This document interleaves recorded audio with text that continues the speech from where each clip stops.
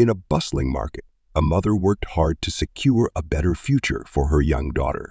But in one heart-wrenching moment, that future was stolen forever. This is the story of an innocent child, a nation torn apart by grief, and a search for justice that would change everything. The murder of 8-year-old Huang Na shook Singapore to its core, exposing the hidden dangers that lurk even in the safest of places. But how did a quiet vegetable packer become a cold-blooded killer?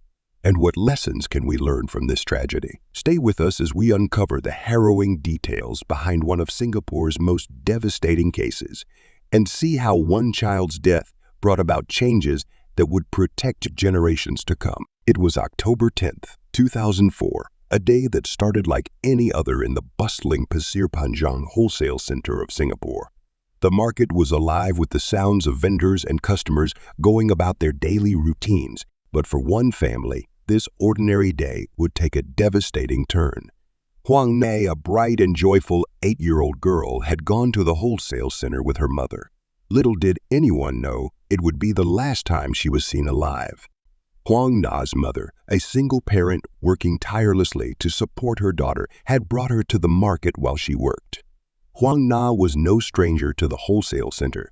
She often played around the market while her mother worked, a familiar sight to many of the vendors and workers there. But this time, when her mother went to look for her, Huang Na was nowhere to be found. The panic began almost immediately.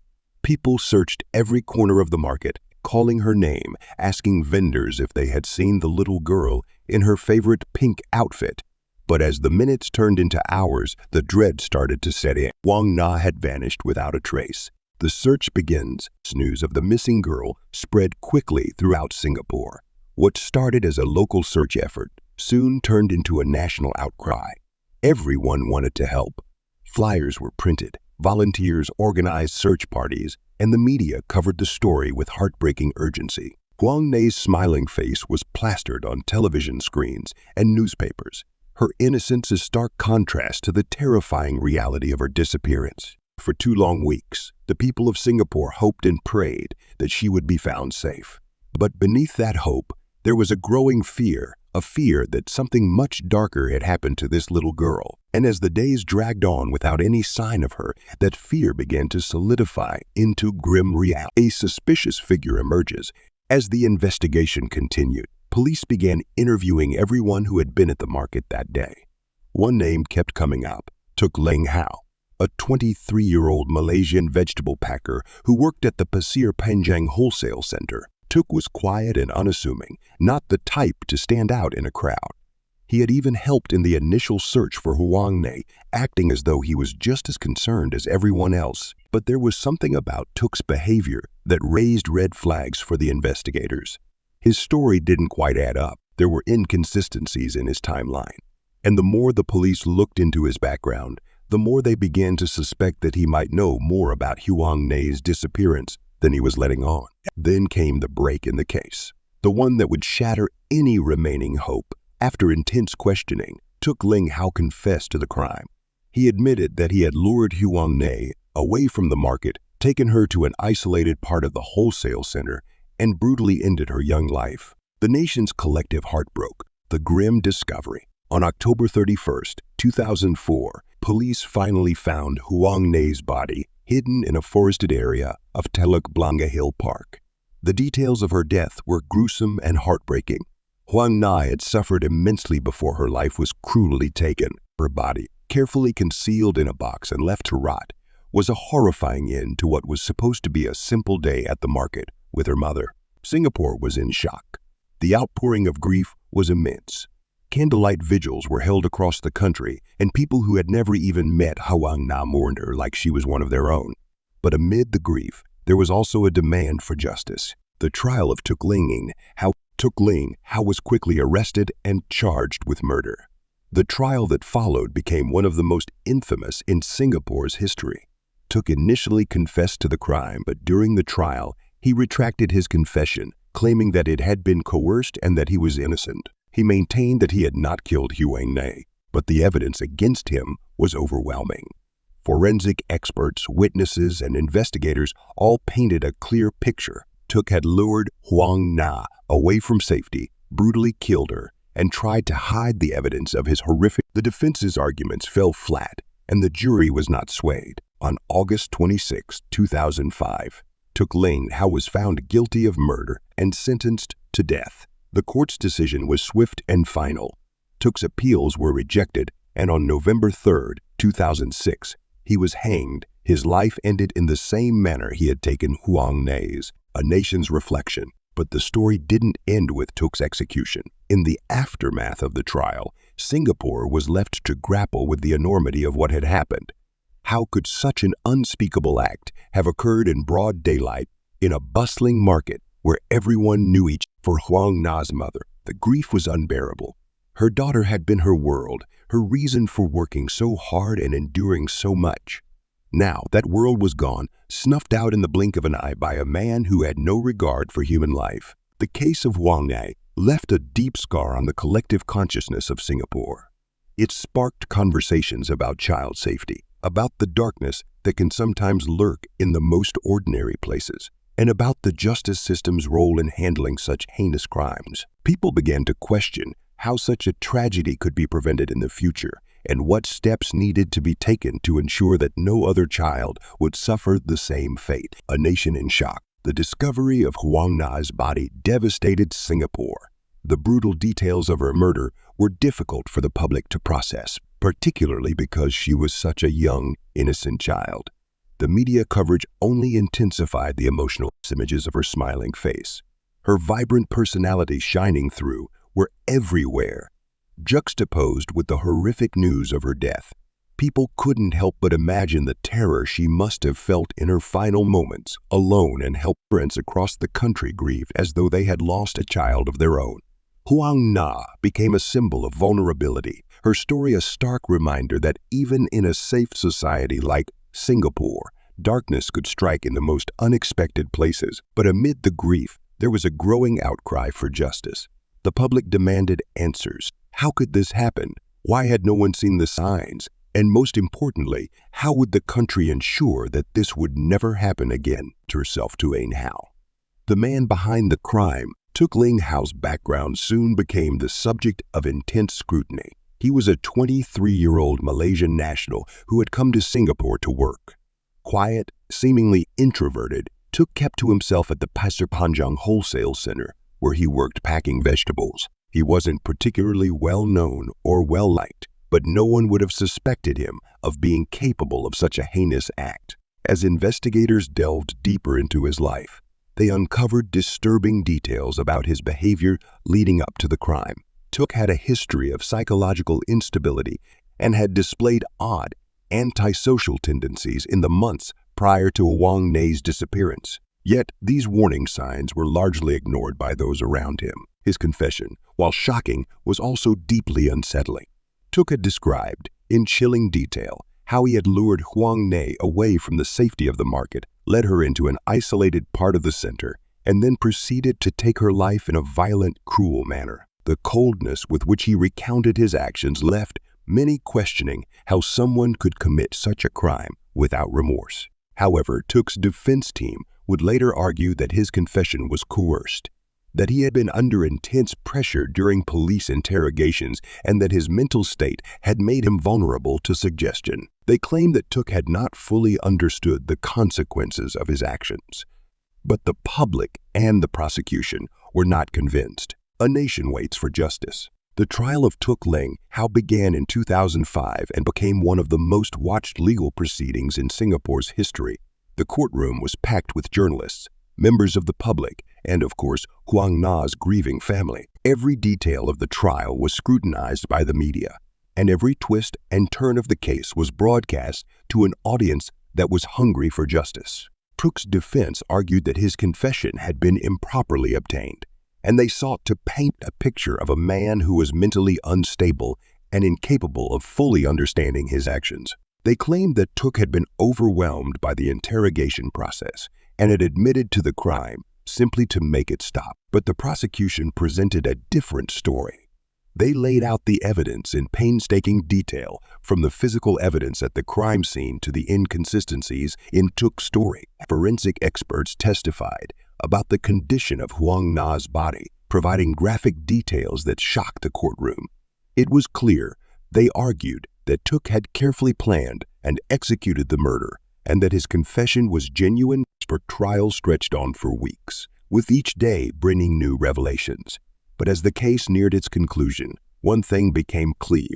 Tuk Ling Hao had not only taken Huang Na's life, but he had also shattered the sense of safety and security that many in Singapore had once taken for granted. The verdict and sentence. On August 26, 2005, the verdict was delivered. The jury found Tuk Ling Hao guilty of murder, and he was sentenced to death. The courtroom was silent as the decision was read. For Huang Na's family, it was a moment of mixed emotions. Justice had been served, but nothing could bring back their beloved daughter. Tuk's defense team immediately filed an appeal, arguing that the death penalty was too severe given his mental state. But the appeals process would ultimately fail. In 2006, after exhausting all legal options, his death marked the end of a long and painful chapter in Singapore's history. But for many, the wounds left by Huang Na's murder would never fully heal Huang Na's legacy. A call for change. In the aftermath of the case, Singapore began to reflect on how such a tragedy could have been prevented. The public called for stricter measures to protect children and vulnerable individuals. Schools and parents were urged to be more vigilant, to teach children how to recognize danger, and to take steps to ensure their safety in public spaces. There were also conversations about mental health, particularly in relation to foreign workers like Tuk Ling Hao. Many argued that more needed to be done to screen workers for psychological issues and to provide them with support when needed. The idea was that if Tuk's issues had been addressed earlier, perhaps Huang Na's life could have been saved. The case also reignited the debate over the death penalty in Singapore. While many felt that Tuk's execution was justified, others questioned whether capital punishment was the right solution. Was it truly justice to take a life for a life, or was there a better way to deal with such crimes? The debate continues to this day with the unforgettable tragedy. As the years passed, the memory of Huang Na's tragic death remained etched in the minds of those who followed the case. For her family, the loss was a wound that time could never heal. They had come to Singapore in search of a better life, only to have their dreams shattered in the most horrific way imaginable. But Huang Na's legacy lives on. Her story serves as a reminder of the importance of vigilance, of the need to protect the most vulnerable among us, and of the ways in which a community can come together in times of tragedy. She will never be forgotten, not by those who knew her and not by those who were touched by her story. A mother's endless grief. For Huang Na's mother, the pain of losing her only daughter was unimaginable. She had come to Singapore with hopes of building a better life for her family, working hard every day to provide for Huang Na. But now, the child she had sacrificed so much for was gone, taken from her in the most brutal way possible. The weight of her grief was unbearable. In the days following Huang Na's death, her mother became a symbol of the unimaginable loss. Her tears were broadcast across Singapore as she attended vigil after vigil, struggling to come to terms with what had happened. How could someone hurt a child like Huang Na? How could the world be so cruel? These were questions she would ask herself every day. Her grief turned into a relentless pursuit of answers. Even though Tuk Ling Hao had been caught, tried, and executed, it still didn't bring Huang Na back. And for Huang Na's mother, nothing could ever fill the void left by her daughter's absence. She often visited the place where her daughter was last seen, placing flowers and lighting candles. Each visit was a reminder of the life that had been so tragically cut short, and a reminder to everyone that this was a loss that could never be undone. Public mourning and unity. Across Singapore, the public's response to Huang Na's death was profound. Vigils were held in towns and neighborhoods where families, strangers, and children who never knew Huang Na gathered to mourn her loss. In the face of such a tragic event, the entire nation seemed to come together in solidarity. In schools, teachers spoke to students about the importance of safety, of sticking together, and of recognizing danger. Parents, now more aware of the threats that could lurk in even the most familiar places, tightened their grip on their children. Trust, once freely given in a safe society, was now approached with more caution.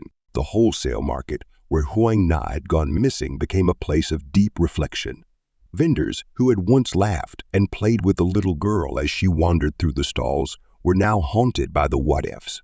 What if they had seen something sooner? What if they had noticed something was wrong? And yet, even in this shared grief, there was a sense of unity.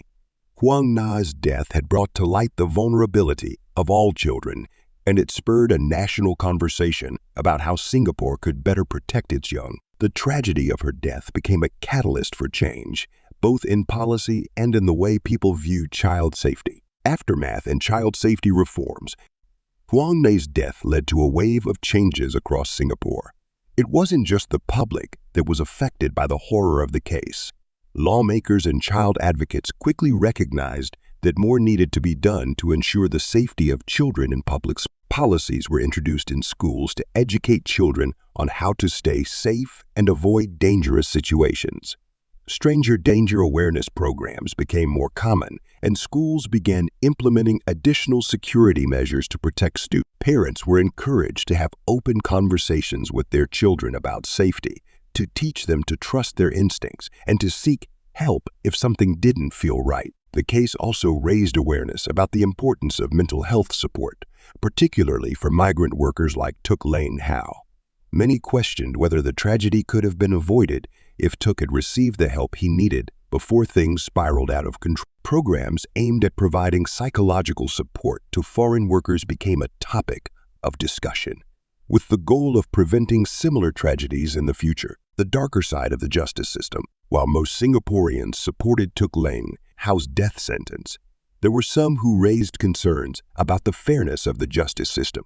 Tuk's defense team had argued that he was mentally unstable and that executing a man in such a fragile state was inhuman. Mental health professionals weighed in, suggesting that Tuk's actions may have been driven by factors beyond his control.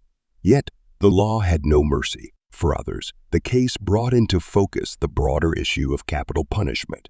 Singapore has long been known for its strict laws, and the death penalty is often seen as an effective deterrent for serious crimes. But as details of Tuk's mental state came to light, some began to wonder whether taking his life was truly the answer. Could rehabilitation have been an option? Was Tuk capable of change? Or had his fate been sealed the moment Huang Na's body was? These questions lingered in the public consciousness, sparking debates that would continue long after Tuk's execution. Huang Na's final resting place. After the trial in Tuk Lane Hao's execution, the focus shifted back to Huang Na. Her body was laid to rest in her homeland of China, where her family held a small, private ceremony. The village where she had been born mourned the loss of one of their own, a child whose life had been taken far too soon. Her grave became a place of pilgrimage for many who had followed her story. People from all over visited to pay their respects, leaving flowers, toys, and messages of love. For those who made the journey, it was a way of honoring a little girl they had never met but felt deeply connected to. Huang Na's death had touched their hearts, and they wanted to ensure that her memory would live on. The haunting image of her bright smile, frozen in time, became a symbol of innocence lost. And while her life was cut short, the impact of her story would be felt for years to come, a legacy of protection. In the years following Huang Na's death, her legacy became one of change and action. The reforms sparked by her case led to greater awareness around child safety, both in public spaces and within the home. Schools, workplaces, and communities across Singapore implemented new safety measures, and public awareness campaigns were launched to keep children out of harm's way. Her story also led to a deeper understanding of mental health issues, especially among foreign workers. Initiatives were developed to offer psychological support to those working in high-stress, low-income jobs, in hopes of preventing another tragedy like Huang Na's. But perhaps the greatest impact of Huang Na's story was the way it united people. In the face of unimaginable horror, Singaporeans came together to support one another, to grieve, and to demand justice. Her death, though senseless, brought about a collective realization of the importance of protecting the vulnerable, and it was through this shared experience that the country began to heal. A nation's changing perspective on safety. As the years passed, the story of Huang Na became a cautionary tale in Singapore, one that would resonate with parents, educators, and policymakers for decades. Her murder was not just a tragic loss. It was a catalyst for a nationwide rethinking of how child safety was handled. In the years following her death, schools, public institutions, and even local businesses began to take child safety more seriously. Authorities increased their efforts to monitor public spaces, ensuring that areas frequented by children were more secure. Stricter background checks became commonplace for individuals working around children, and parents were encouraged to be more vigilant. Even beyond Singapore, the Huang Na case was cited as a wake-up call for many other nations, highlighting the dangers that could arise when the safety of children wasn't prioritized. The psychological toll on a community. The psychological impact of Huang Na's death extended far beyond her immediate family. For the entire nation of Singapore, this was a wound that would take years to heal. Parents, particularly those who had children close to Huang Na's age, reported heightened levels of anxiety. The sense of safety that Singaporeans had always taken for granted was shattered, replaced by a lingering fear that their own children could be at risk. The wholesale center where Huang Na was last seen became a somber reminder of the crime. What was once a bustling place of business now felt tainted by the memory of what had happened there. Workers who had known Huang Na, who had seen her running through the market stalls, spoke of a deep sadness that had settled over the area. Even those who had never met the little girl felt the weight of her loss. It was as though the entire nation had lost a piece of its innocence. Community gatherings, organized to support Huang Na's family and to remember her life, became places where people shared their grief, their fears, and their hopes for a future where no child would ever have to suffer the same fate. The lingering debate over capital punishment. Tuk Leng Hau's execution reignited the long-standing debate over the use of the death penalty in Singapore. While many felt that justice had been served, there were those who questioned whether Tuk, a man with a reported history of mental health issues, should have been put to death. Could rehabilitation have been an option? Was Tuk truly responsible for his actions, or was he a victim of his own unstable mind? For years, Singapore's strict laws and capital punishment policy had been seen as a deterrent to crime. The government's stance was clear. Serious crimes like murder deserved the most severe punishment, but as details of Tuk's mental state emerged during his trial, some began to wonder if the death penalty was always the right answer. Human rights groups, both within Singapore and internationally, expressed concern.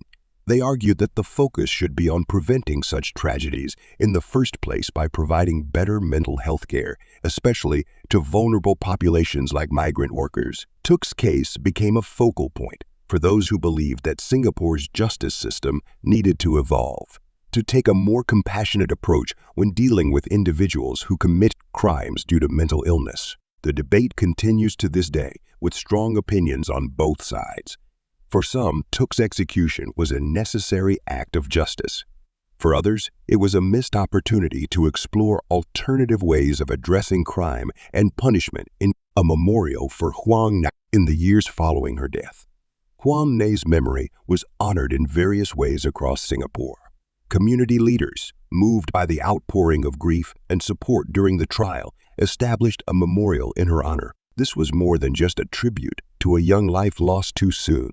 It was a symbol of resilience, a reminder of the importance of protecting the vulnerable members of society. The memorial became a place where people could come to reflect, to remember, and to recommit themselves to creating a safer world for children. Flowers were left at the site regularly, and people from all walks of life visited to pay their respect. Huang Na's face, once seen smiling in pictures shared across the nation, was now immortalized in the collective consciousness of Singapore. But the memorial wasn't just about remembering the past. It was about looking forward. It served as a reminder to parents, educators, and policymakers that the fight for child safety was ongoing. It encouraged vigilance, compassion, and the lessons learned from Huang Na's tragic death would continue to shape Singapore's policies and attitudes toward child protection for years to come. A mother's struggle for peace. Huang Na's mother, in the years following her daughter's death, faced the difficult task of rebuilding her life. She had come to Singapore in hopes of providing a better future for her child, only to have that future cruelly stolen from her. The grief was overwhelming, and for a long time, It seemed like she might never find peace. Yet despite the unimaginable pain, Huang Nei's mother found solace in the love and support of the community. People from all corners of Singapore and even beyond reached out to her, offering their condolences, their prayers, and their strength. She wasn't alone in her sorrow. The entire nation stood with her, mourning the loss of a little girl whose life had touched so many. In time, Huang Nei's mother became a quiet advocate for child safety. She participated in events aimed at raising awareness about the dangers children face and the steps that can be taken to protect them. Her daughter's death, though senseless and tragic, became a driving force behind efforts to prevent similar tragedies in the future. But the pain of her loss never truly went away.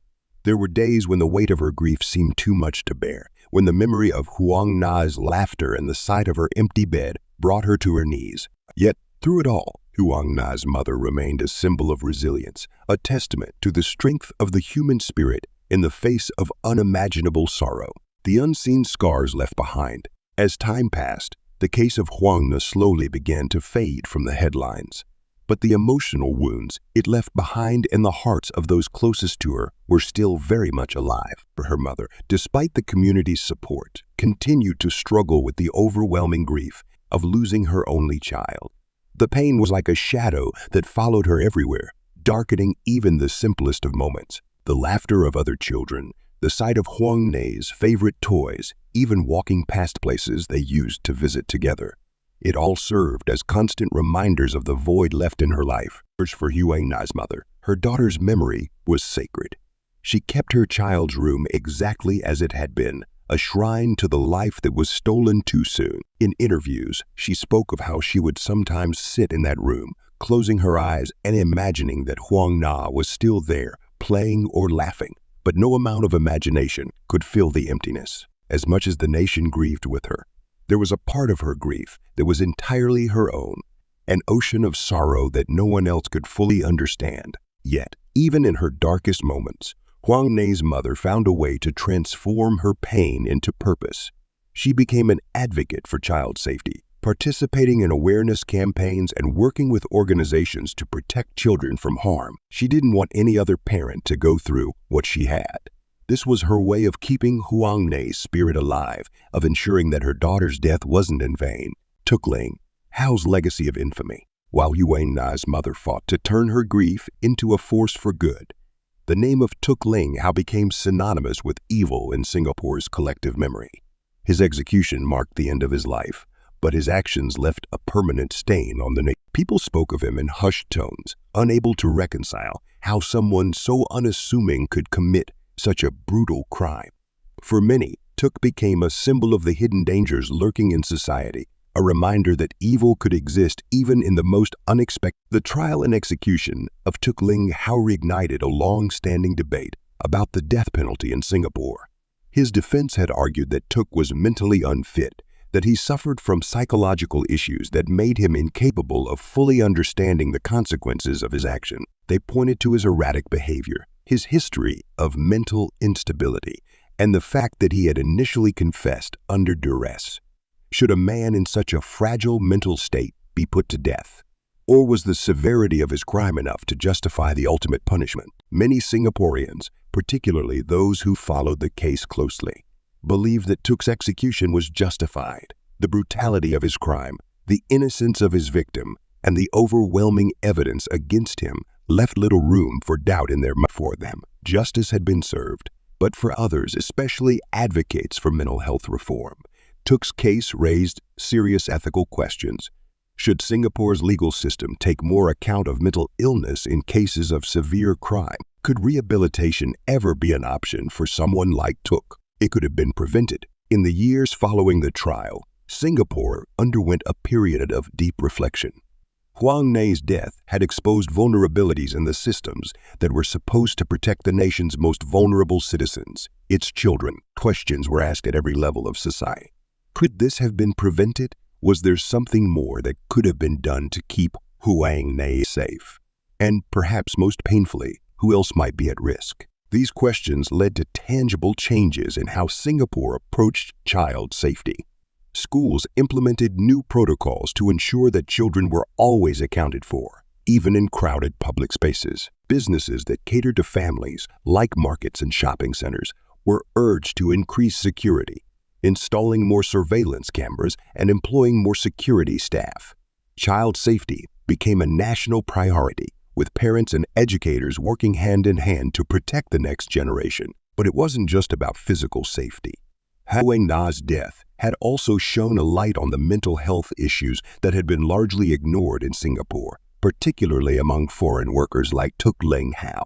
The isolation, stress, and lack of mental health support experienced by many of these workers were seen as contributing factors in the tragedy. In response, the government and various NGOs began to offer more psychological support for foreign workers with the goal of identifying and addressing mental health problems before they could escalate into violence. Huang Na's story lives on. Though the years have passed, Huang Na's story has not been forgotten.